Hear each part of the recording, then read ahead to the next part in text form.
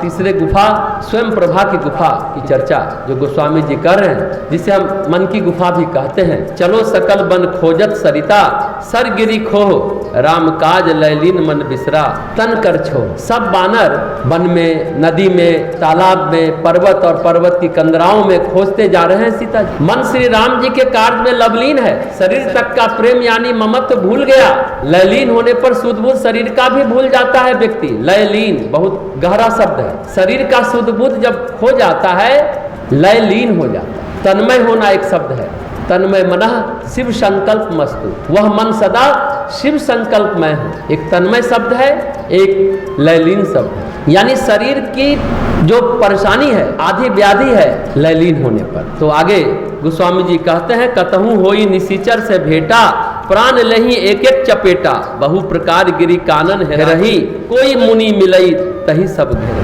कहीं किसी राक्षस से बानरों की भेंट होती है तो एक एक चपत में उसके प्राण ले लेते हैं। बंदरों को मालूम है राक्षस राज रावण सीता को उठा ले गए हैं, राक्षसों के प्रति काफी गुस्सा है बंदरों में, थप्पड़ मार मार कर मार डाल रहे हैं राक्षसों को। लेकिन वहीं पर वन में जो खोज रहे हैं माता सीता को, कोई मुनि मिल जाता है तो पता पूछने के लिए उन्हें चारों ओर से घेर लेते हैं। ये बड़ा महत्वपूर्ण है। इतने में ही सबको अत्यंत प्यास लगी। अब सभी बंदर कई दिनों से भटक रहे हैं, सीता जी का पता तो मिल नहीं रहा। प्यास से सभी अत्यंत व्याकुल हो गए, किंतु जल कहीं नहीं मिला। गोस्वामी जी कहते हैं, लागी तृषा अतिशय अकुलाने, मिलई न जल धन गहन भुलाने, मन हनुमान की अनुमाना, मरण चहत सब बिनु जल पाना। जल जब कहीं नहीं मिला, घने जंगल में सब इधर उधर भुला गए, हनुमान जी ने फिर मन में अनुमान किया, जल पे बिना तो सब लोग, ये बानर लोग मरना चाह रहे हैं। चढ़ी गिरी शिखर चहु दिशि देखा, भूमि विवर एक कौतुक पेखा, चक्रबाक बक हंस उड़ाही, बहुतक खग प्रविसही तेहि माही। वो पहाड़ की चोटी पर हनुमान जी चढ़े, चढ़कर चारों ओर देखा तो पृथ्वी के अंदर एक गुफा में थोड़ा नीचे में उन्हें कौतुक यानी आश्चर्य दिखाई। उसके ऊपर चकवे बगुले हंस उड़ रहे हैं और बहुत से पक्षी उसमें प्रवेश कर रहे हैं गुफा में। बहुत आश्चर्य हुआ।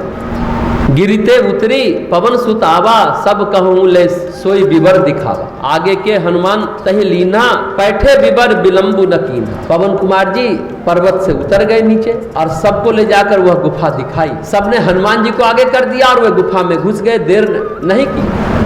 विवर मतलब क्या होता है? सब कहूँ ले सोई विवर दिखावा। विवर मतलब छिद्र होता है। उस छिद्र से वो सब हनुमान जी दिखा रहे हैं और यहाँ पर विवर का मतलब गुफा कहेंगे, गुफा का छेद। दोहा नंबर 24 में आगे गोस्वामी जी कहते हैं, दिख जाई उपवन बरसर विकसित बहुकंज, मंदिर एक रुचिर तह बैठी नारी तपपुंज। अंदर जाकर हनुमान जी ने देखा कि एक उत्तम उपवन है, बगीचा है, तालाब है जिसमें बहुत सारे कमल खिले हुए हैं। वहीं एक सुंदर मंदिर है जिसमें एक तपो मूर्ति स्त्री बैठी है। दूर से ही सबने उसे सिर नवाया और पूछने पर अपना सब वृतांत कह सुनाया। तब उसने कहा, जलपान करो, जल का भी पान करो, कंदमूल खाओ, भांति भांति के रसीले सुंदर फूल खाओ।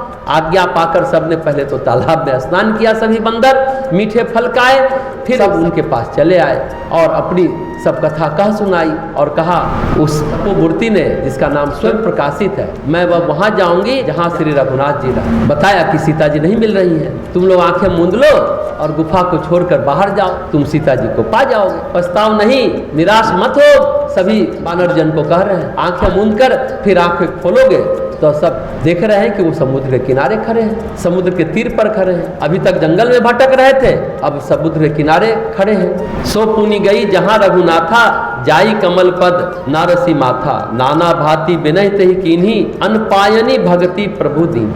बहुत अद्भुत दुआ है, अनपायनी। अब स्वयं प्रभा वहां गई, भगवान राम जी से मिली, चरण कमलों में मस्तक नवाया और प्रभु से विनती की। प्रभु ने उसे अपनी अनपायनी भक्ति दी। अनपायनी का मतलब होता है अचल, अडिग, कुछ भी दुनिया हिले, हिलना डुलना मत, जो महात्मा बुद्ध को कहा गया था। वही स्थिति अनपायनी भक्ति, बहुत विलक्षण शब्द है और भक्ति का चरम है ये। प्रभु ये आशीर्वाद देते हैं तो ये होता है।